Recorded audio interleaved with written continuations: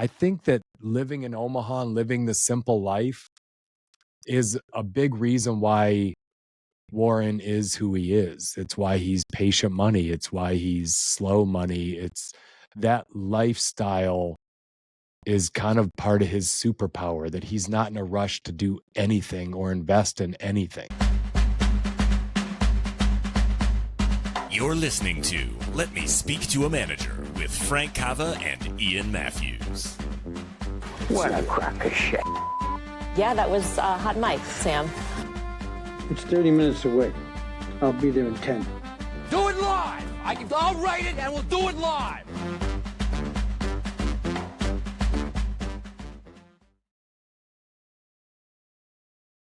Frankie! Ian, you son of a bitch. You Russian me, son of a bitch. I moved Frank's ass along a little bit. Normally we bullshit for an hour and a half. I had no patience for that shit today. We're trying to get two things recorded here in a 2-hour window, which is absolutely impossible for the two of us to ever pull off. And probably not going to happen today, even with me rushing you along. Probably not. But it won't be because of me. I'll tell you that. He won't stand for it. What's up with that hat? I dig it. So the government, I think, is going to open back up, or it's threatening to at a minimum. So I flew to Austin, Texas on Wednesday, and everything was fine. But on Thursday, they announced that all the air traffic controllers weren't coming back to work. So on Saturday, my flight was, I flew out, I was at the airport 7:15 in the morning. I got home at 1:30 at night, 1:30 in the morning. So it was literally like ridiculous.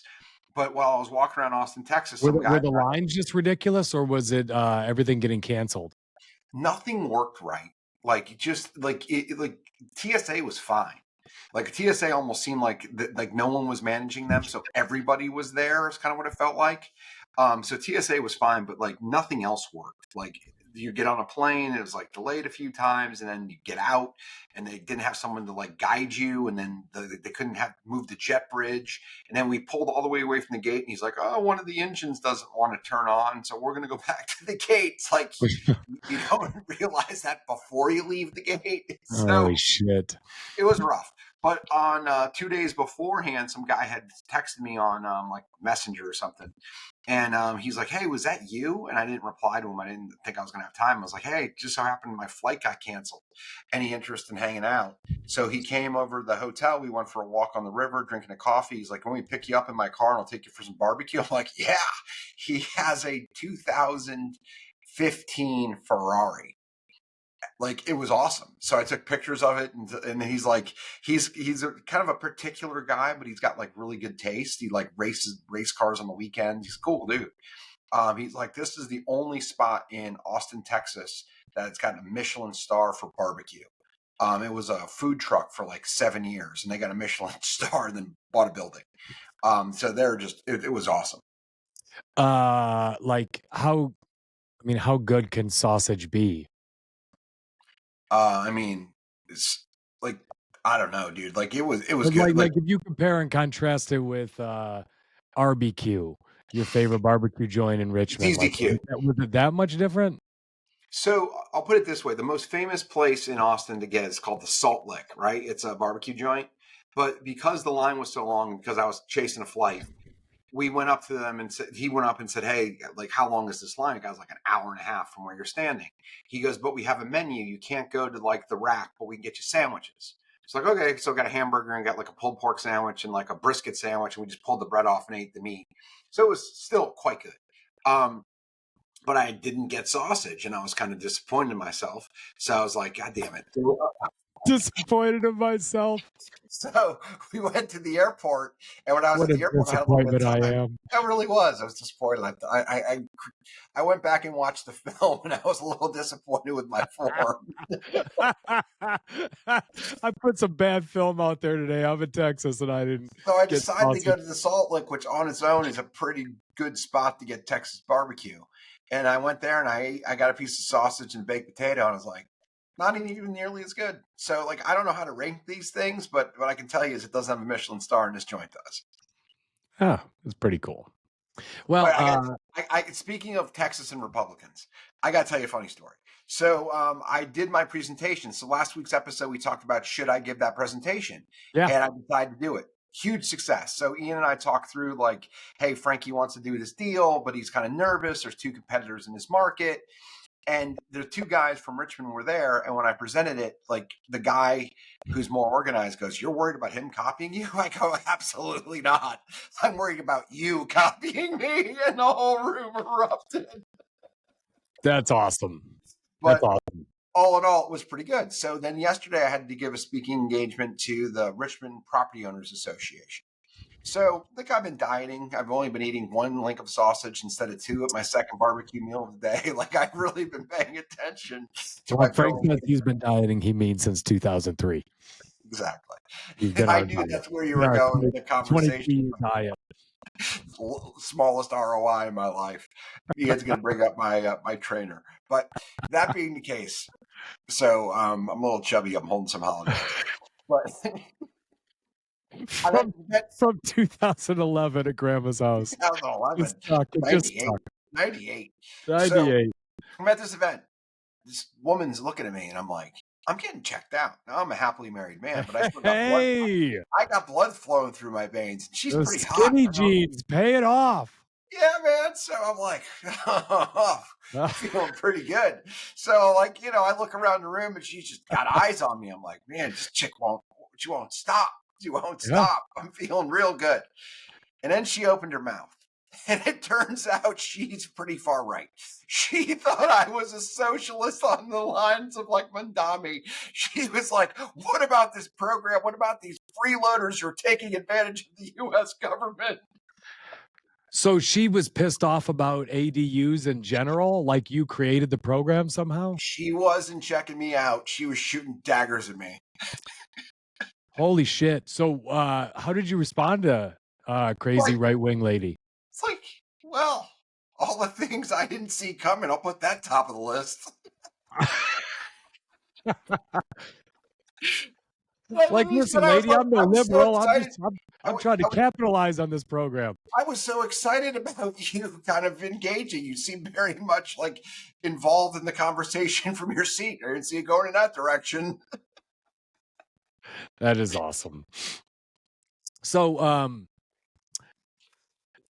this week, a hero of ours, Frank and I have probably done more episodes talking about Warren Buffett or Charlie Munger or our trips to Omaha than any other topic on this podcast. And our hero, Warren Buffett, wrote sort of his final shareholder letter. He wrote what a lot of people are calling a retirement letter. Now, this is not news that he was retiring.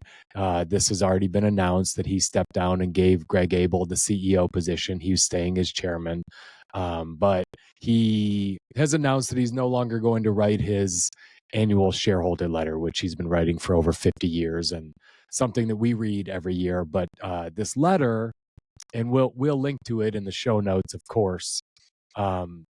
It's a banger. It's typical Warren Buffett. It's 8 pages. It's succinct. It's folksy. It is humble. And it is just loaded with color and context and gems. And so we found over 20 areas to highlight. And this episode, we're gonna walk through it. We're gonna walk through a lot of the things that he says in here and try to relate them to things that we've been through. Frankie, when I sent this to you a couple of days ago, but when you first read this, what was your kind of overall take before we dive into the nitty gritty? So I don't remember reading a Thanksgiving letter from him prior to now. So if he did write it, it wasn't as well publicized as some of the other stuff that he put out.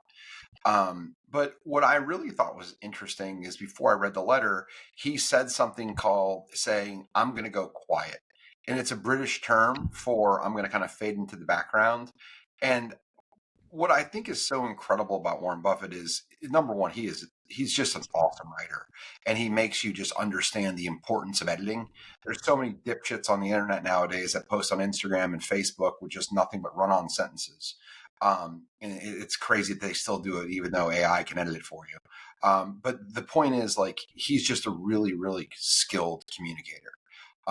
And the other thing is, he's not perfect. Like, if you read Snowball or any of his other stuff, like, he had a mistress. He was most likely sleeping with Katharine Graham. Like, he's not perfect. But how he conducts himself on public matters is pretty close to perfect. He always says the right thing, like, hey, I hope my successor has a long run. Hope for him to have a long run. And like, the going quiet is, I'm not going to overshadow this guy. I had the spotlight for 60 years. I'm going to step to the side now and let somebody else take over. It was just, I thought those were kind of the things that would, like, at first just kind of like really struck with me. And without getting into the details, I'll just add one more thing. As I was reading it, I was thinking to myself, Frankie, this is like the last of a dying breed, where I'm reading something that I know someone wrote. Like, you talk about run-on sentences, I'm seeing the opposite. I'm seeing everything looks the same. I'm seeing everything looks like it was written by ChatGPT. Everything is bulleted. Everything, you can just see the things written by him. They all use overuse of hyphens and semicolons, and you're like, yeah, you don't write that way. That's not how you write. So the thing that I love about Warren's writing, if you want to be, Stephen King always would say, if you want to be a better writer, read more. The more you read, the better writer you tend to be. And when you read anything by Warren, you could tell this guy is a tireless reader. He reads for 6-7 hours a day. And I just finished the book 1929, and they quote a lot from people's journals back then and from their writing. And the way people wrote back then is incredible. Like, even blue collar, lower level people, if you could get quotes from them, they wrote really well, because everything was about reading and writing. There wasn't TV. There wasn't really even radio, was just starting in 1929. So that was my big take, is just Warren's a wonderful writer, and we're running out of them, where you're reading something and it came from their pen, it came from their hand, it came from their mind. It wasn't written by some AI LLM. So we talked about this during the Charlie Kirk episode, and like, Bill Burr has really a funny kind of skit, and he talks about, like, the people who lead us nowadays, and he goes, John F. Kennedy ain't coming through that door. Like, they don't make guys like that anymore. And they don't make guys like that anymore because, like, John F. Kennedy's dad was born in the late 1800s. He was a tough son of a bitch. And we talked about kind of the kind of a product of the environment too, right? They don't make that generation anymore because we didn't grow up in it.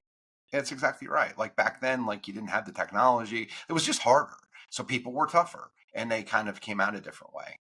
And we talked about this too during Charlie Kirk. I did anyways, like, the importance of the standardized test, and like what it used to mean to get an education. Now you got to pick one, A to E or A to D. Like, back then you had to physically write, and it's just kind of a throwback. The other thing that's fascinating is Warren Buffett talks in here, and we'll get to it in a minute, but he talks about just a conversation he was having with ladies at the hospital when he was sick as a kid. And he didn't think he was the good public speaker. Like, he literally credits going to Dale Carnegie. Like, the humility and the ability to work on something where you're clearly already pretty good at it, but having the humility. Like, you deal with 20 and 30-year-olds today, and I dealt with this. Like, they want to get promoted. Like, there was a guy that told a story when we were in Austin. He didn't graduate from college, and he was with a big company. And he told the company, he goes, I want to be CFO in 3 years. He was like 19. He had no college degree. And like, he believes that he should have been there, and they held him back. Like, that's just garbage. But you have to earn these skills. And he had the humility to say, you know what, I got to go earn these skills, and I'll go to the Carnegie course. And he was just so grateful for it. So Warren is 95 years old. And throughout this letter, part of why he's kind of checking out is he's admitting that he's slowed down quite a bit. And he kind of goes down memory lane. And one of the first things he talks about is an emergency appendectomy that he had to have that almost took his life. And he ended up in a hospital.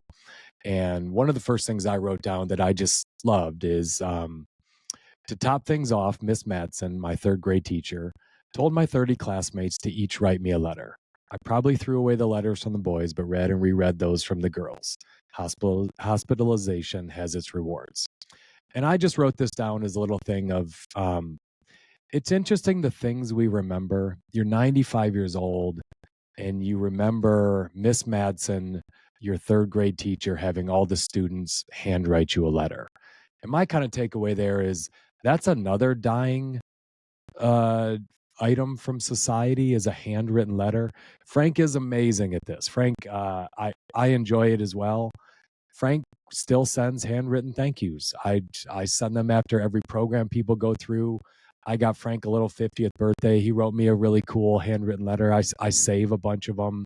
But as I was looking at this, it's like, man, like even more than then, a handwritten thank you is so memorable. A handwritten note to just say something nice to someone. My mom is really big on this. She sends me little handwritten notes all the time, and I love them. Like they're special versus another bullshit text or another bullshit email that you get from someone that is forgettable and you throw it away. He remembers this 90 years later, and I feel like for me it kind of was inspiring a little bit that I gotta stop and put pen on paper more often and send more. So I remember when I was a little boy, my mom would make us write thank you cards whenever we had like birthday parties. And I remember it was a real son of a bitch. Like it Oh was yeah. like she didn't invite 5 people. She invited 50 people to your birthday party. You were cramping. Yeah, and I grew up in Florida, and my mom had OCD, so we couldn't go in the house. So I basically lived my entire childhood in my fucking garage. And I would sit at this little makeshift desk my dad made with plywood in the hot ass garage, and I would be writing these thank you notes for weeks. But Max just turned 7, and he can't really write. He kind of sucks at it. But we made him write thank you cards, and it's twofold. I did it, so he should do it, is part of it. But when I was a little boy, like it matters to people, and people comment to me about letters I write to them. And we're getting into the age of AI. No one does it. You write a handwritten card. It made you stand out 50 years ago, 90 years ago for Buffett. It's going to really make you stand out going forward because it's a real thing you sat down and took time to write in a world where nothing is authentic. I love that. And I love that you are making Max do that. That's awesome. He's probably griping about it the entire time. And me, I mean, hey, Ellie, can you make sure this happens? And she's sitting with him doing it, but she agrees with me because she's got chicken scratch like a doctor. She's a doctor, but she's not that kind of doctor. But she writes thank you cards on everything, and it's just really cool. Like it makes you stand out. And my dad told me this when I was little. My dad's not the most sentimental guy in the world, but he literally said, Frank, when people brought you gifts when you were born, I still remember who it was. You never know what's going to stand out for somebody. And if you give someone just a quick kindness, you don't do it for that reason, but you don't know how it's going to emotionally connect with somebody. And you think it's minor, but it could be something that is the opposite of minor. So he goes down memory lane a lot and he talks a lot about Omaha. And one of the areas that he dives into is just his relationship with Charlie Munger and, how they had a few almost chances to meet each other because they lived close to each other. But when they finally hooked up, it became a real hell of a partnership. He says, for more than 60 years, Charlie had a huge impact on me and could not have been a better teacher and protective big brother. We had differences, but never had an argument. I told you so was not in Charlie's vocabulary. And I kind of wrote down here a couple of different things, but Dale Carnegie has an entire chapter dedicated to this and how to win friends and influence people. Carnegie's direct quote is, if you're going to prove anything, don't let anybody know it. Do it so subtly, so adroitly, that no one will feel that you are doing it. Admit that you may be wrong and let the other person save face. A real leader never says, I told you so. And you mentioned Carnegie a second ago. Buffett quotes Carnegie all the time. He's read a ton of him. He's taken a lot of his classes. But But I think that's pretty cool because Charlie, if you've seen Charlie in person, which we have several times, he's not lacking in confidence. He's incredibly intelligent and, very kind of stubborn. But I love that he says we had our differences, but never had an argument, which I don't know. I kind of feel like you and I have that kind of relationship. We butt heads quite a bit, but never really get at such odds that it becomes an argument. So I don't know. I found this to be a very interesting section, the way he says that about Charlie. I kind of think about, I actually think of something different when I read this part. And clearly his relationship with Charlie is a big deal. He and I talk about it constantly. Like Charlie Munger is his own kind of guy. And he's on his own right, very successful. And he died with a lot less money than Buffett. He's still a billionaire, but not as rich because he didn't lean into the power of compounding the way that Buffett did. He started giving away a lot of money a lot sooner. But still quite successful. But what I actually found really interesting, and when you start talking again, I'll look this up. What I find even more interesting is how excited Buffett was to be from Omaha, Nebraska. Yeah. It's a podunk little shit. It's not an amazing place. It's in the middle of nowhere. I mean, its claim to fame is they put a spike in that connected the railroads from both sides of the country. But that's about it, right? But he talks about how influential it was. And what I'm curious of is, was Omaha really influential? Or was he just really leaning into where he was and got the most out of it? And I think it's the latter. Like, I think if he had been born Yeah. in Manhattan or Florida or California or places where there's actual lots of leaders that come from, not one U.S. president's come from Omaha. But for him, it was the center of the universe because he was there. And that's a lot about mindset and a lot about just being really grateful for what you've got and not complaining about what you don't. And I really thought that was unique. I could also make the argument that if he'd have stayed in Manhattan, we wouldn't know Warren as we know him today. Right. He would have got rich faster. He would have made money faster. He would have got caught up in fast money, fast debt, lots of other influences. The fact that Omaha is so slow, it's what makes him so special, Frank, that the things Warren does is just insane patience. You can't have that in Manhattan with the expenses you would have living there, right? One point that he makes in here, he says, in 1958, I bought my first and only home. That's all I underlined. And the reason why I underlined it is that's 80 years ago, like 70 years ago. That's so crazy that you're talking about a guy who, has only lived in one friggin' house. And, I'm sure he's had other investment properties or things that he's gone to visit, but how rare is that to say, I bought my first and only home, and you're a guy who has, at one point, he was the richest man on the planet. I think that living in Omaha and living the simple life is a big reason why Warren is who he is. It's why he's patient money. It's why he's slow money. It's that lifestyle is kind of part of his superpower, that he's not in a rush to do anything or invest in anything. Maybe it's where he lived, or maybe it was where he was born, or how he was raised, or when he was raised. There's something about him that has an ability to be austere, humble, and grateful for where he's from. And he was only in Manhattan for 18 months, even though he met one of the most important investors in the history of the world. He moved home because something pulled at his heartstrings. But wherever you're from, it matters less than how you interpret it and what you take from it. Like, Warren Buffett was born in America. We are not a perfect place, but not according to him. I was born male, white in America. What a lottery ticket. He talks about it constantly because for him, like, he just understands, like, hey, you can't change those things, but it's, to him, it's something to be grateful for, not to be embarrassed of or to run from. He just talks about it like those were pretty cool things, and he leans in. He talks about one of his first acquisitions being the Omaha Sun newspapers. And he talks about how it was formerly hemorrhaging cash. And he talks about this guy, Stan Lipsey, who ran it and, was a really competitive guy that did good things. But he said, Stan eventually built our new Sunday newspaper product. And for some years, our paper, formerly Hemorrhaging Cash, earned over 100% annually on our $33 million investment. This was important money to Berkshire in the early 80s.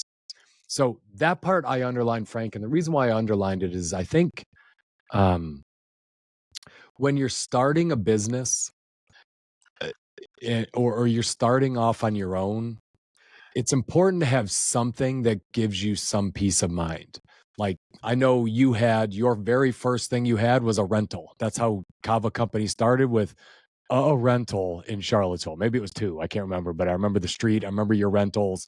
That was like your whole business for 2 or 3 years. You didn't have much else. You had some rentals. You at least had a little schnitzel coming in that wasn't an employer paying for you.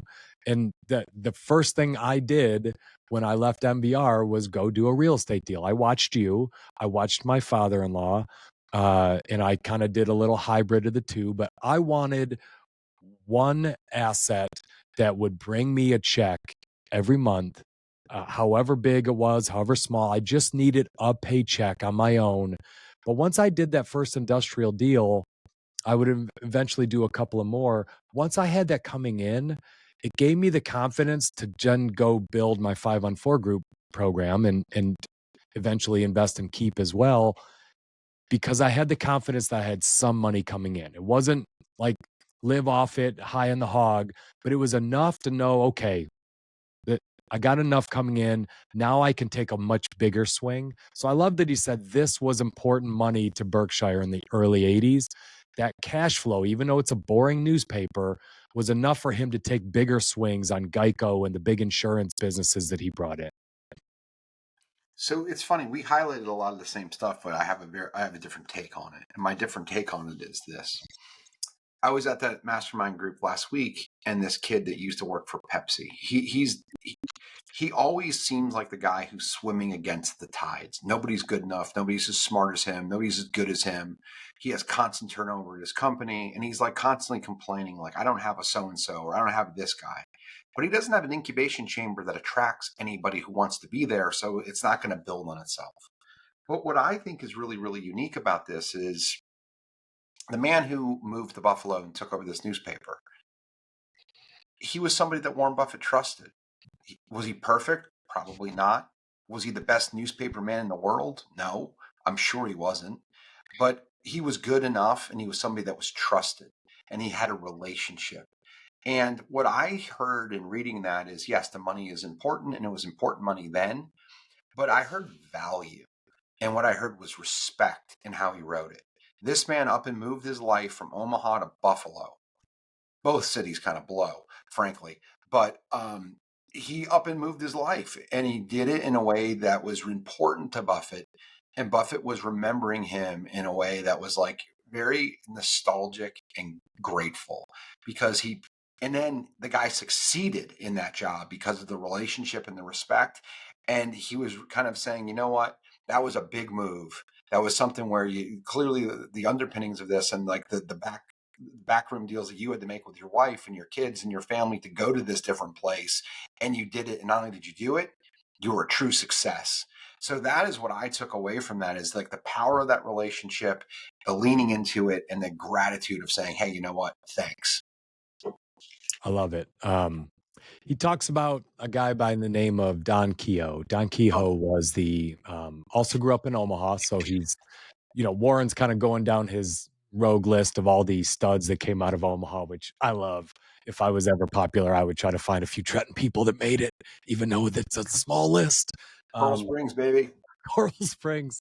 But Don Kehoe was the president of Coke, and he happened to be the boss at Coke when they made the ill-fated decision to switch from their original Coke recipe to new Coke. And we've talked about this before, but if you don't know this story, Pepsi came out with what they called the Pepsi Challenge. And the Pepsi Challenge was just a blind taste test, and they ran a bunch of ads that made it seem like everyone preferred the taste of Pepsi. And Pepsi started taking market share from Coca-Cola. Coke panicked and they went out and made a new version of Coca-Cola, which basically tasted like something in between Pepsi and RC Cola. And it sucked. Frank and I have talked about it. We didn't like it. It wasn't Coke. It didn't have the same bite. But he writes here, in 1985, when Don was president of Coke, the company launched its ill-fated New Coke. Don made a famous speech in which he apologized to the public and reinstated old Coke. This change of heart took place after Don explained that Coke's incoming mail addressed to Supreme Idiot was promptly delivered to his desk. His withdrawal speech is a classic and can be viewed on YouTube. He cheerfully acknowledged that in truth, the Coca-Cola product belonged to the public and not to the company. Sales subsequently soared. So, Warren Buffett, one of his favorite investments is Coke. He talks about all the time. He loves the product. He still drinks Coke multiple times a day. He drinks Coke with his steak when he goes to his favorite steakhouse. And I have never seen this apology press conference. Had you, Frank, seen it? It smacks it familiar, but I can't say yes. So I have it here. I'm gonna share it because it's really good. It's about 5 minutes. It's really good. So what I want you to imagine is Coke's stock price has plummeted. People are pissed. They're losing market share. It is on the lines of the Bud Light disaster from a couple of years ago, but even worse because they took the product away.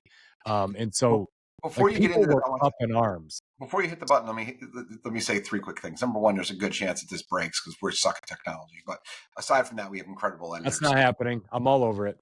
2, I told this story during the Choco Taco episode, but I'll recall it again. So back when I was in 5th grade, I would be given 50 cents every Friday.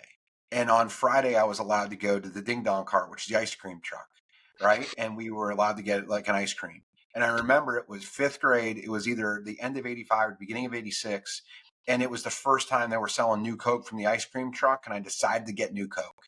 And I took 3 sips of it and I had buyer's remorse. I was so pissed. I didn't get a Choco Taco or like one of those little chocolatey thingies on a stick. So I was so angry. But the third story is awesome. So my wife decides like what our kids eat, and she's pretty good at it. So I let her make these decisions, and she's like big on vegetables, and she's big on protein, and she's been on like a healthy carb. And if you have those things, you're allowed to have a treat. But we don't really bring soda in the house. I can't think of the last time I had a soda. It's been forever. But we went to the Bahamas, and the kids went to, I don't know if I told you the story. We went to, we had the kids go to like basically a babysitter. No, it's called like the Kid Zone or Kid Empire or some shit. And you just drop the kids off and they'll watch them for like 3 to 4 hours. So we pick up both of the kids and they're wired. And we were like, how was it? They're like, it was amazing. We had pizza and Coca-Cola. They had never had a Coke. They didn't even call it Coke. They called it Coca-Cola. They're like, can we go back and have Coca-Cola tomorrow? So excited. We are the opposite. Our kids played so many damn sports that we give them any soda they frickin' want. So our kids. Your kids are also about 10 years older than mine. So yeah. Well, no, since they've been 3, pretty much. If they want a Coke, they get a Coke. We just, but you got to play sports all year round. Here we go. DJ, Don Kehoe. As Biggie Small says, hey, DJ, drop the junk. Here we go. What on earth brought us to the decision to bring back the classic taste, which we so calmly abandoned back in April? Well, there is a twist to this story, which it seems to me will please every humanist, and will probably have Harvard professors puzzling for years. The simple fact is that all of the time and money and skill poured into consumer research on the new Coca-Cola could not measure or reveal the depth and abiding emotional attachment to original Coca-Cola felt by so many people. They said that they wanted the original taste of Coca-Cola back, and they wanted it soon. Now, we knew that we'd hear concerns from certain quarters, places where Coke is a vital part of the culture. And indeed, perhaps the greatest anguish did come out of the South, where we live. But the passion for original Coke, and that's the word for it, really, it's passion. That passion was something that just flat caught us by surprise. It is not only geographical, it occurs everywhere. It is not only a function of culture or upbringing or inherited brand loyalty. It's a wonderful American mystery. It's a lovely American enigma, and you can't measure it. You can't measure it any more than you can measure love or patriotism or pride. There's only one kind of primitive measure that you can take. You can answer your phones, and you can read your mail. And did we answer our phones? And did we read our mail? And we also watched television news, and we listened to the radio, and we read newspapers and magazines, which kept us nicely up to date on the human side of the news.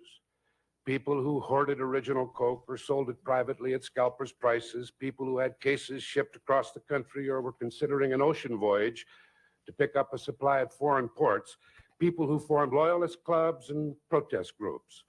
And you members of the media were wonderful in keeping us so happily informed. But you, the press, didn't open our mail. Now, I didn't say that you would not open it. I just don't think you got there before we did. And therefore, I'd like to share a little of it with you. This is all. Now, I'm not going to read the positive mail. Roberto and Brian and I have passed those letters back and forth so often that they're tattered and dog-eared. But now for a bit of a humility lesson. Let me read you a few letters. Here's one from Michigan. A nurse writes, "My history with Coke covers a lifetime. I cut my teeth drinking Coke. I went to the drive-in restaurants and ordered Coke. I drank Coke for morning sickness while pregnant. I drank Coke, not coffee, studying for the final exams in nursing school. I still drink Coke for pickups and enjoyment of taste. We have brought Coke at our home by 3 cases at a time to be sure we don't run out. And here's another. Changing Coke is like God making the grass purple, or putting toes on our ears, or teeth on our knees." And here's one. "Dear sir, you have fouled up by changing the only perfect thing in the world. Before the courts fouled up by breaking the phone company, there were 2 perfect things, and now that you've changed Coke, there are none." Here's one that starts, "Dear Chief Dodo." Well, I passed that along to Roberto on opening, but he told me what it said. Quote, "What ignoramus decided to change the formula of Coke? The new formula is unexciting and it's as bad as Pepsi. Burn it." Here's a letter from California. "I don't think I'd be more upset if you were to burn the flag in our front yard." And a real patriot writes, "Changing the flavor of Coca-Cola would be like tearing down the White House." Here's one. "Dear sirs, Coke has always been like apple pie and mom, something you could count on. I'm glad the person who came up with this dumb idea wasn't around when the Mona Lisa was painted. He probably would have said that her smile wasn't big enough." Well, these people, and thousands like them, have gone public with their love affair for Coca-Cola. Well, what we want them to know is it's mutual. We want them to know that we're really sorry for any discontent that we may have caused for almost 3 months. And Coca-Cola Classic is truly a celebration of their loyalty and a vindication of their cause. After by the way, the initial reaction, the consumer reaction since the announcement at 3:18 yesterday was incredible. Yesterday afternoon, after Coca-Cola Classic was announced, we received over 6,000 telephone calls. Overnight, another 7,600 were received, and by this morning, in the first hour of business, we'd received over 1,300 calls. The overwhelming reaction of consumers is one of excitement. Most of them are emotional, and honestly, many in tears. But their message is the same: we're glad to have our old friend back.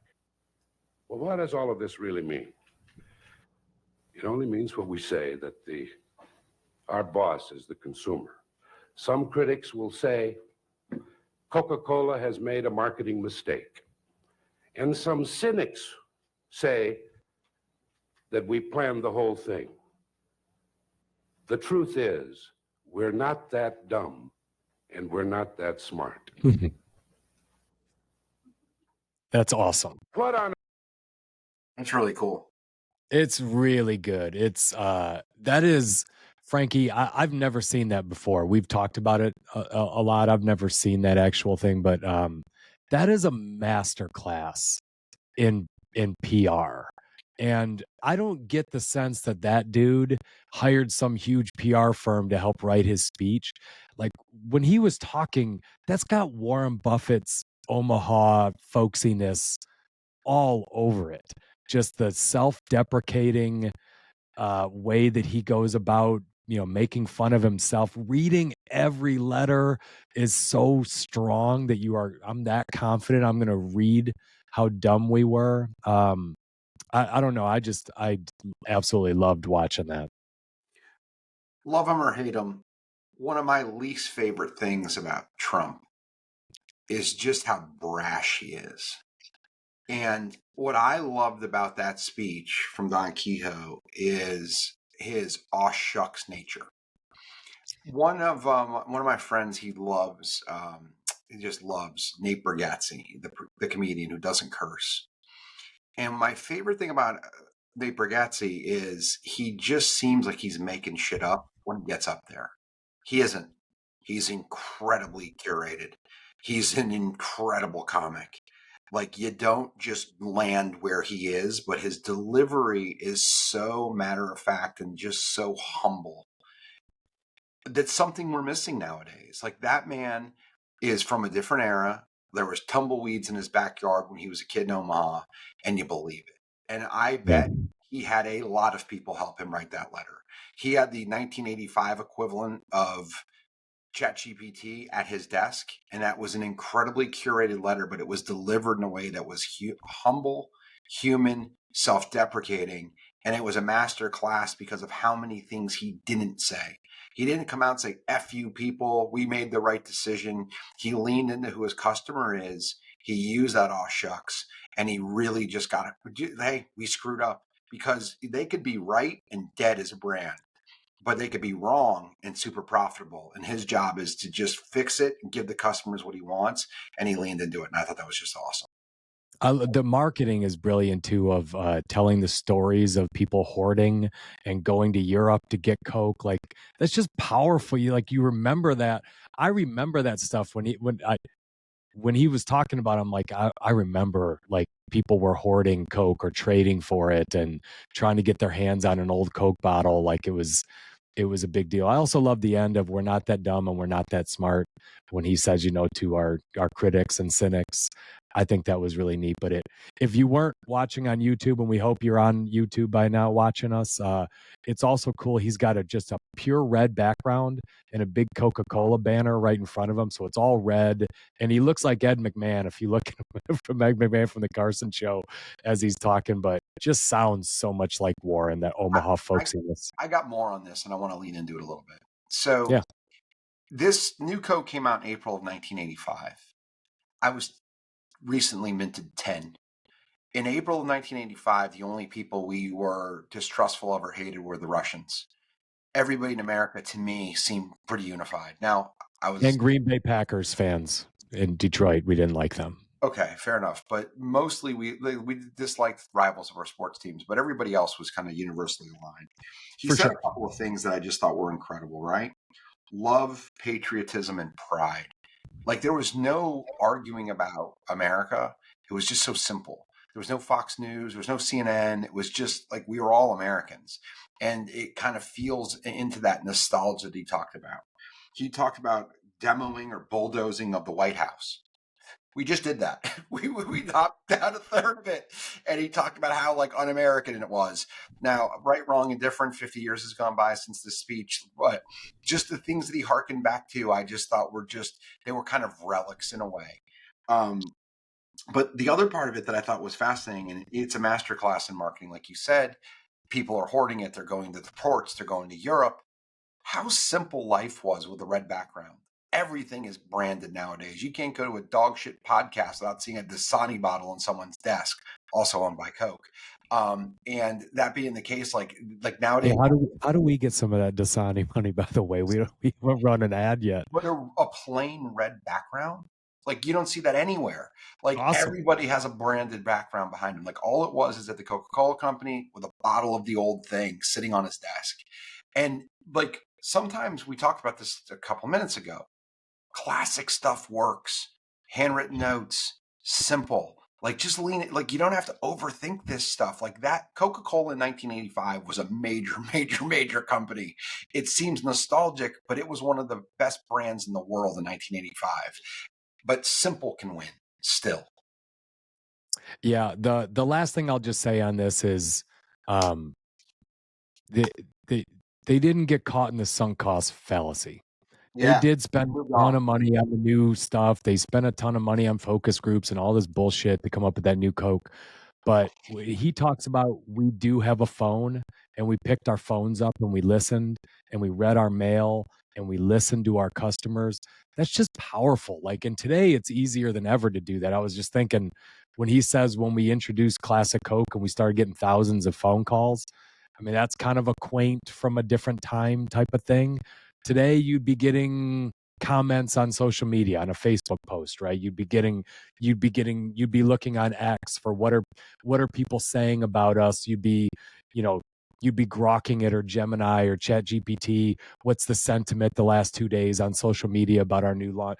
It's easier to get that feedback, but then, man, that's raw. Like, you're picking the phone up and listening to people, listening to voicemails, listening to their There was no handwriting voicemails in 1985. There might have been an answering machine, but probably not. handwriting letters. It's awesome. All right, before you move off this page, because I know you're about to, I want to do one last thing. So the paragraph that closes this Omaha kind of nostalgia is this. Finally, Ajit Jain, born and raised in India, as well as Greg Abel, our Canadian CEO-to-be, each lived in Omaha for several years late in the 20th century. Indeed, in the 90s, Greg lived only a few blocks away from me on Farnham Street, though we never met at the time. Can it be there is some magic ingredient in Omaha's water? This is what good leadership looks like. Thank the people that got you there, but tee up the ones that are going to take you where you're going.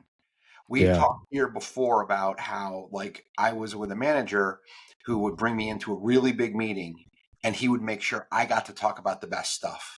And this is a manager who you and I both adore. But Mhm. we're with another guy that's on his third marriage and he's going through a bunch of bullshit. He's a really talented guy, but he would take your best stuff, rob it from you, use it to talk to the CEO so he looked good, and leave you with all the dog shit. That's not leadership. That's not who people chase after. Warren is one of the richest people in the world, and he is beloved by every shareholder. The stock has gotten decimated. It's gone down by more than 20% since he left because of what they call the Buffett premium, because everyone just loves this guy. And they love him because of things like that. You tee up the people who are coming next, and he didn't miss it. He did an incredible job of doing that. So Warren talks about, when we get into the Omaha, he does say, listen, a couple of times I did live somewhere else. In my teenage years, I lived a few years in Washington, D.C. His dad was in Congress. And he also took what he thought would be a permanent job in Manhattan. And this is when he worked for Ben Graham, who taught him a lot about stock investing. But he said New York had unique assets and still does. Nevertheless, after 1.5 years, I returned to Omaha, never to wander again. And you just earlier you said, what if he'd have lived in Manhattan? And again, I think he would have made more money early if he'd have been in Manhattan. But there's a quote that I've just always thought was interesting, which it says, live once in New York, but not too long to become cynical, and live once on the West Coast, but not too long to become soft. You know what that's And from? I don't know. Baz Luhrmann said that in the song that was really popular in the late 1990s when it was called Don't Forget the Sunscreen. And that's where he says But I that. think he ripped that off from some. I think it's a little older, but similar. Like Warren's first wife loved to be in California all the time. So Warren spent a lot of time on the West Coast, and he spent a lot of time in New York because he's high finance. But he settled in the middle of the country. Warren was not a guy to be trifled with. He wasn't a guy to be messed with. He knew DC and New York just as well as anyone. And he liked the West Coast as well. He's a liberal, but he settled kind of in the middle and took the best of both of them to go. I found that interesting. No, it was awesome. I also made note that he's really proud to say that all of his children attended public schools. And they all graduated from the same high school that educated his dad. I found that interesting that, of all of his money, he wanted everyone to know I didn't put my kids through private school. I think he was trying to send a message there that that's not necessarily that important, that some people hype that stuff up too much. Not sure if you took anything away from that. I just found it interesting that you would even include that in a letter like this. It makes sense, and it's on brand for him. I wonder if his grandkids go to private or public school, and you left that part out of the letter. His kids are in their 70s. Like late, they're all of retirement age because he's so old. So I'm just curious. Yeah, like it smacks of nostalgia, and it's one of those things. I have nothing really to add there, but I'm curious if that's still the case. Yeah. So I think we can kind of wrap up on the Omaha thing. You and I had a lot of the same thoughts that he believes that the company was stronger because of his base of people from Omaha, and that's just kind of how it is. So he kind of gets into his longevity, and he's, his quirky style. He says, "My genes haven't been particularly helpful. The family's all-time record for longevity was 92 until I came along." And then he goes on to brag a little bit about his doctors, and how much luck he's had, lady luck playing into him getting to that old. But here he says, "In many cases, our leaders and the rich have received far more than their share of luck, which too often the recipients prefer not to acknowledge. In many heavily populated parts of the world, I would likely have had a miserable life, and my sisters would have had one even worse." And he's touched on this a number of times, that he hit the lottery. He was born in America at a really cool time to parents that had plenty of money. His dad was in power, was in Congress, and it's funny. I think Frank and I both, neither of us really came from a lot, and both of us are sort of proud that we've kind of taken it up a notch from what our parents had done in America. And we both probably consider ourselves blue collar. I don't know how we can't. Both of our moms were teachers, and both of our dads were decidedly blue collar. And so I'm proud of that I've taken it to another level. But sometimes I think I romanticize it a little too much. I didn't grow up in slum in Brazil. I didn't grow up in a third world African country, or grow up in some rice paddy in China where they don't have the internet. Like, there are billions of people who are born without a real chance to do what we've done. Hold on, Like, Ian. You didn't order. they're just not going, no matter how hard they work, are not doing what we've done. We are pretty lucky we were born in America. You didn't order Chinese? No, if Devo is listening, did not. Keep going. So I think I would just agree with that. I love that he always kind of throws that in. I had a good bit of luck to be able to become the richest man on the planet. So on humility, I think if you read any of his letters, humility just runs through everything that he does, which I love. But when he talks about Greg taking over the company and why he's selling all these. So one, why is he writing this letter? Well, he's selling a bunch of shares because he's doing estate planning, because he's saying, my kids are 70. I don't know how long they're going to live. So I want them to be able to spend this money however the hell they want to. And I got plenty of money, and I'm pretty confident. But one thing that I find pretty interesting is he talks about Greg a lot, who's taking over the company. As I was thinking about this, Frankie, right now, Berkshire Hathaway has a record amount of cash for any company in the history of the planet on their balance sheet. I think it's over 350 billion right now of cash, a war chest of cash. Boy, is that a big responsibility. I think about, like, if you or I were Greg and we were the CEO, to be handed that much, like, he can take the company any direction he wants. That is, talk about responsibility. That's like GDP of more than 200 nations cash that he could spend. He could change the world in so many different directions. But if he's been trained by Warren well, he's going to sit on that shit until there's a huge crash, and then he's going to make a play. So there's a few things that I thought were really interesting as we're kind of getting close to wrapping this thing up. And one of them was this: I was late in becoming old. Its onset materially varies, but once it appears, it cannot be denied. I thought that was just incredible self-awareness. And he had talked as recently as 2 years ago about all the decisions he makes. I make that decision. I run this, and this guy runs this, this, and this, but I run everything else. But now that he's gotten to this point, he's doing a baton handoff. He's talking about how he's gotten old fast. That's probably bullshit. He's probably been getting old consistently over time. But now that this decision is there, he's kind of playing up the fact that I'm a bit older, where he was playing it down for years. And he's setting it up in a smart way. Most people don't understand how stock options work because most people don't have them. But almost all of them have an expiration date. So you have to sell some of this stuff. And what he talks about is my kids are 72, 70, and 67, all in retirement age. So we're going to do this quickly. But I'm going to do it in a way that's smart for me and my family because I've been a loyal guy. But I don't want you to think I'm undercutting what's happening, because he understands how important people think he is to the business.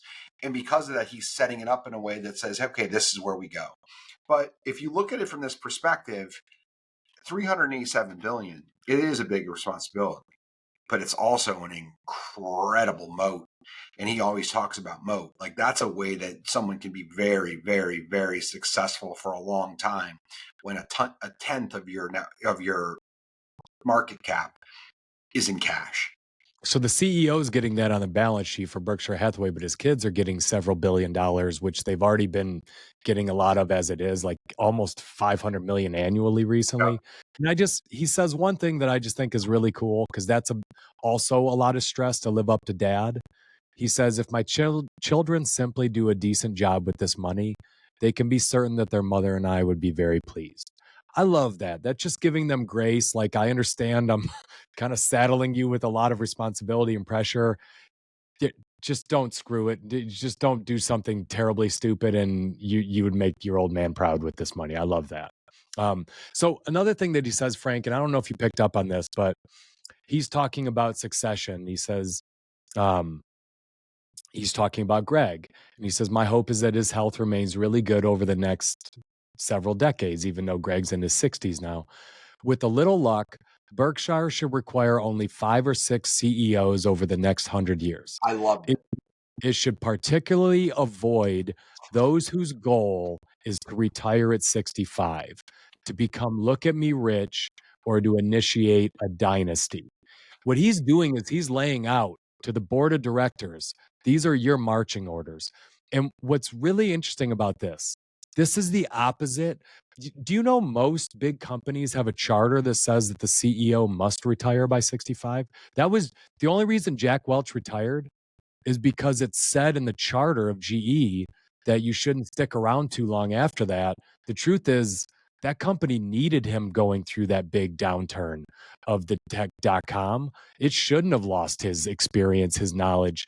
And I love that, like, Berkshire looks at it the opposite. They see experience and less energy as a strength.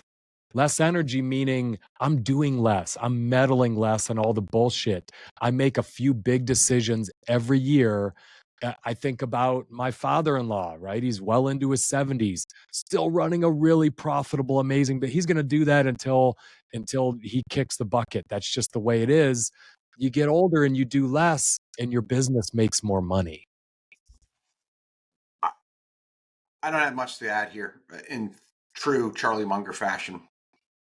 Okay, so he then goes on to talk a little bit about a trend that he saw over time that started with the government, where he said, government reformers sought to embarrass CEOs by requiring the disclosure of compensation of the boss compared to what was being paid to the average employee.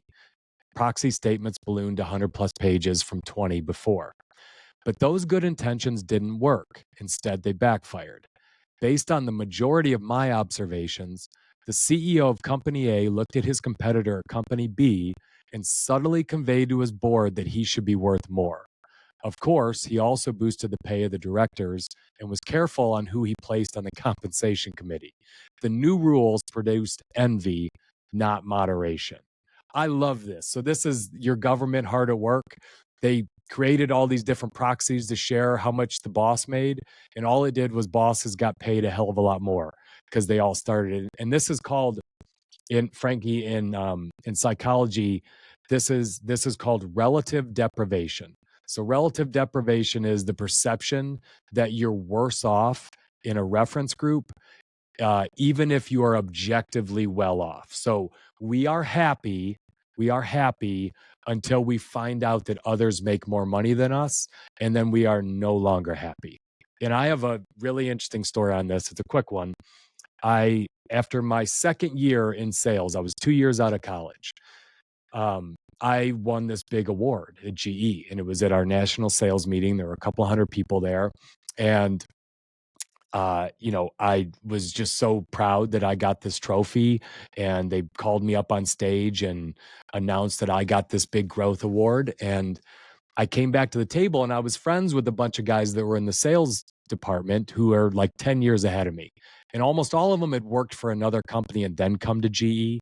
So they had kind of leveraged that first jump to get a huge bump in pay. And I think at the time my salary was like 60 grand, but I got commission. So maybe I made like 100. And I came back to the table, and all these guys were in their 30s, and they were like, man, way to go, Ian. I was like 23. That's really awesome, man. You're so new in your career and blah, blah, blah. And we were drinking, and someone just happened to ask, like, man, how much they paying you? And I told them, and like the whole table started like erupted. Like it wasn't like a slow, it was like, what? Like they were making triple the salary of me because they had started at Allen Bradley or Siemens or Westinghouse. They had leveraged that first jump to get this huge pay. And I went from feeling like I love my job, I'm happy, I had enough money to have a great time in Chicago, to feeling like, F this place, I'm unhappy. And it happened in seconds. I went from the happiest dude to miserable, like that quick. And that was relative deprivation, where I found out others that I was outperforming made a lot more money than me. And I went from being really proud to work at my company to get me the hell out of here. This sucks. Keep rolling. So Berkshire Hathaway, a decade or two from now, there'll be many companies that have done better than Berkshire. Our size takes its toll. But Berkshire has less a chance of a devastating disaster than any business I know. I just love this little section because he's saying here, listen, we're not for everyone. Don't buy our stock if you're looking for tech stock growth. One of the biggest companies in the world. We will grow. We will make you money. We won't embarrass you. If you don't like that, don't buy our stock. I've always loved that about him. He's just so honest about what he can or can't do with a net value that large. So one of the things that I absolutely love is like when a college football coach resigns or retires, right? So if you listen to Urban Meyer coached at Utah, he still hates BYU. Urban Meyer coached at Florida, he still cannot stand Florida State. Still hates Michigan. He hates Michigan. Yeah. And I yeah. love it. And he talks about the team. Pettiness. But it's more than pettiness. He's all in. He's all in Ohio State, right? He's got a bar in Ohio State. He's got a couple of investment ventures in Gainesville. Like got side pieces in all those places too. For sure, but we'll stay off of that. But if you listen to Nick Saban, he still talks about Alabama as us. What Warren Buffett is doing here is he's doing the exact same thing. He is Berkshire through and through. You don't want to be a part of it. We don't need you. But I'm talking our book, and this isn't the official letter because that job's over for me next year. But I just want to remind everybody that these are the reasons that my predecessor is going to do a great job. Warren Buffett is talking about Berkshire Hathaway like Nick Saban talks about Alabama. Yeah. We are Yeah. going to be great. We are going to be dominant. If there was a college pick'em show, every single time Berkshire Hathaway was going to be up against another team or another school, he put on the head, and he's I doing love it that. early. He's I just love doing that. it early. Yeah, I love that.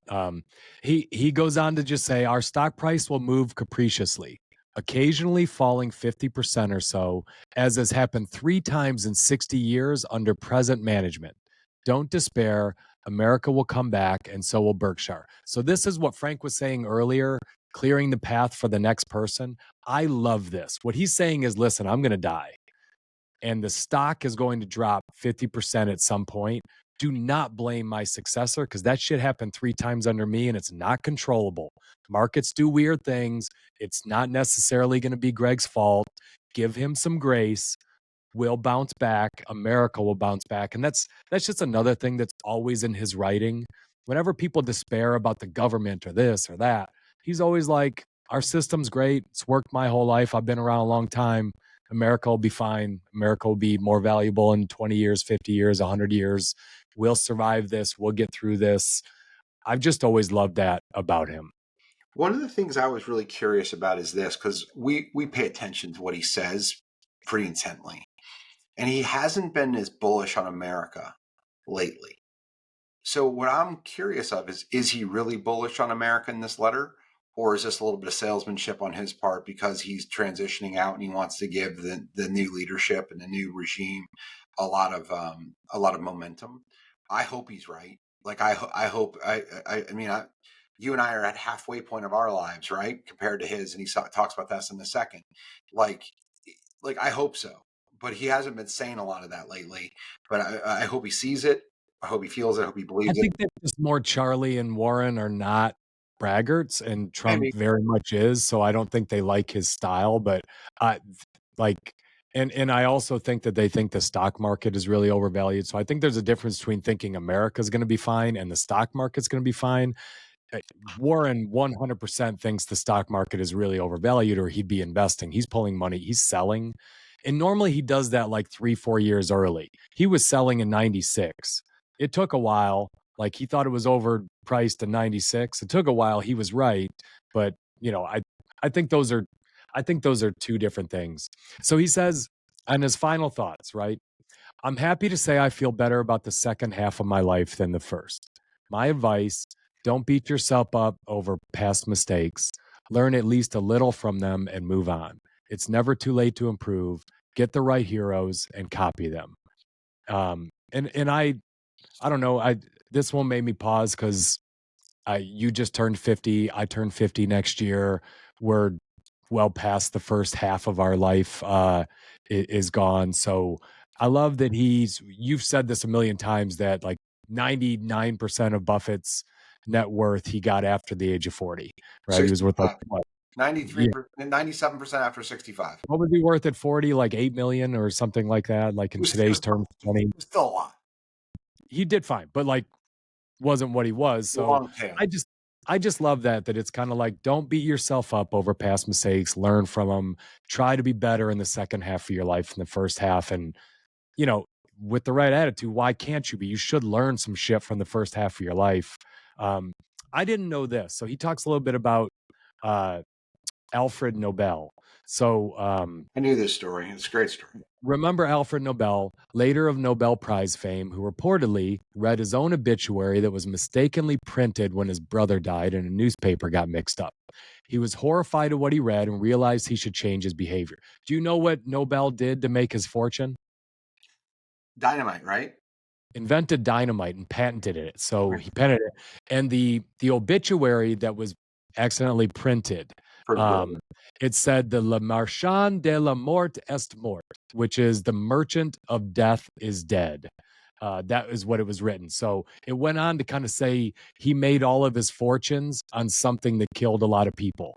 And, like most really rich people, he sought to go change the narrative a little bit. And that's when he created the Nobel Prize for awards like physics and chemistry and medicine and things of that nature. But that I didn't know that exact story. I thought that was kind of interesting. So he says, don't count on a newsroom mix-up. Decide what you want your obituary to say and start living life like you deserve it. I'm gonna let you run it, and I'll give you my wrap. So the two more things here. Greatness does not come about through accumulating great amounts of money, great amounts of publicity, or great power in government. When you help someone in any of thousands of ways, you help the world. Kindness is costless, but also priceless. Whether you are religious or not, it's hard to beat the golden rule as a guide to behavior. I have nothing to add to that. That is really cool writing and awesome. His next one, I write this as one who has been thoughtless countless times and made many mistakes, but also became very lucky in learning from some wonderful friends how to behave better. I'm still a long way from perfect, however. Keep in mind that the cleaning lady is as much a human being as the chairman. And so he kind of just ends as humble as he ever is, right? I just, that sentence alone, I've been thoughtless countless times. I made many mistakes. I've been very lucky. Some wonderful friends helped. Still a long way from perfect. All in the same frickin' sentence. He wrote it, right? Dude is just always humble, always self deprecating, always giving away his success to luck and fortune. He is like pure growth mindset kind of a guy. Like, take ownership, accountability. When you talk about kids and what we give our kids, that kind of mindset of just, never bragging, always taking ownership, always giving away your success to fortune and other people's help. Just awesome way to end a letter like this. And then the last thing he says is, choose your heroes very carefully and then emulate them. You will never be perfect, but you can always be better. And for me, I'm just going to close by saying Warren Buffett is my hero. I love the dude. I've read more of his writing than any person of any of my heroes. We went and saw him twice in Omaha, which I am super grateful we did that shit because both times it was a pain in the friggin' ass to get there, and they were not at easy times for either of us. So I was kind of wistful in reading this because I know he's not going to write as much as he used to, but man, he's left a lot of gifts for me personally that I've taken away. My big takeaway with Buffett is just grace. He has a lot of it, and it's constant. And I think he's gotten away with so many things in his life, and he's gotten so many opportunities because of the way that he does present himself. If you go back to like Too Big to Fail, for example, which is 17 years ago, during that stretch of time, like people were calling him, like asking him almost to bail out the entire banking industry, like they did JP Morgan a couple of generations before. And the reason they called him is twofold. I looked. He has enough cash where it would put him at the GDP between Egypt and Czechoslovakia. So the GDP, which means the amount of money they collect, not the amount of money they actually have on hand. That's the amount of money they collect annually. So it puts him as like the 43rd or 44th most robust country in the world. So he has cash. But there's a lot of people with cash you don't want to do deals with. You do deals with him because he will negotiate in a way that's very much Berkshire heavy. But he's also known as being fair and easy to work with, and someone who kind of says what he does and he does it. One of my favorite things about him is he doesn't get caught in the margins. He tells you what his number is, and that's his number. He went and bought a manufactured home company, and it's in his book. And he said that was my number. And it took him about 18 months to come back, and they said, okay, we'll take your number. And that's why he is who he is. He's a very shrewd negotiator, but he's not a prick. And he's just someone who's grateful and humble about where he's at. And he's taught lots and lots of lessons. The last thing I'll say is this: smart people learn from people's strengths. Brilliant people learn from people's strengths and their weaknesses. And what I think you can talk about with Buffett is he gives you an opportunity to see both, so you can get a life of brilliance or a flash of what it looks like. And I'm very appreciative for that. I have to throw one more in here because you brought it up. In 2008 and 9, like the whole world was listening to Buffett. Do you remember he wrote an open letter to the Wall Street Journal I do. to try to calm the world down? and Yeah. he bought a bunch of stock in Berkshire that day, and he said, I'm going to be buying American businesses. It's a famous letter. We'll put it in the Right. show notes for sure. But like, my question is, I think there's going to be a big downturn sometime in the next 3 or 4 years. We're getting a little bubbly. When that next big one happens, which happens every 17 to 20 years, who are we going to look to if Warren's gone? Is it Jamie Dimon? Is it Jeff Bezos? Like, who is going to be the person who comes out and writes a letter to calm everyone down? Because I remember reading that shit and being like, all right, I'm going to rely, like Warren says it's going to be okay. Like, that was like, it meant a lot to me to read his writing and see that Warren's out here buying shit. Okay, good. He's In helping. October of 2008, he wrote an op-ed for the New York Times called "Buy America, I Am." The message was, during the financial crisis, Buffett encouraged Americans to invest in the stock market, arguing that equities were undervalued and the long-term outlook for the U.S. economy remained strong. He reminded readers that the U.S. had overcome numerous crises before and human potential was far from exhausted. The op-ed was published when market sentiment was at its lowest point, making it a significant piece of advice for investors at the time. And then he echoed the same thing in his shareholder letter, which came out about 6 months later in March. And he admitted that making investment in 2008 was not a mistake. And he basically just doubled down on his message that he put into the New York Times article. Yeah, but who's the world going to turn to? Who do you think it is? The first person that came to mind was Jamie Dimon for me, but I don't think it'll be him. But he's not Warren. He doesn't No. have that same. He doesn't have that same pull. It might be one of the heads of the big tech companies because they've got all the cash and they could buy. But I think they're going to be the ones that are struggling with the overcapacity building. So it'll be. I honestly think it's going to be. I think this is it. I think it's going to be. Let me speak to a manager. Where can you get better advice? You come and you listen to Ian and Frank when the shit hits the fan. The people will come.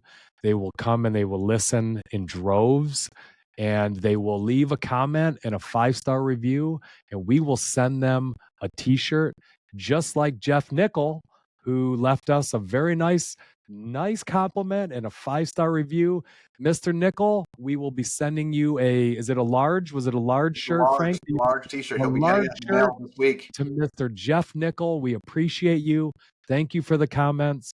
Don't forget, 5-star review comments. Let us know you're getting yourself a nice, these are Egyptian cotton. These are not cheap ass Fruit of the Loom t-shirts. These are some soft, nice shirts. They might be pajamas for you. They're so comfortable. So the world will come. Berkshire Hathaway may sink some of their $387 billion in cash into Let Me Speak to a Manager. We might become an important source of cash for them, just like the Omaha Sun-Times was. We'd have to get a 5X for Warren and his son, but we're not afraid. The formerly losing money Let Me Speak to a Manager podcast will become profitable. It'll be very exciting. There's no doubt. Frankie, good hanging out with you. Go get some more barbecue, and I hope you have some sausage today. Oh, it's very slimming. See ya, homie.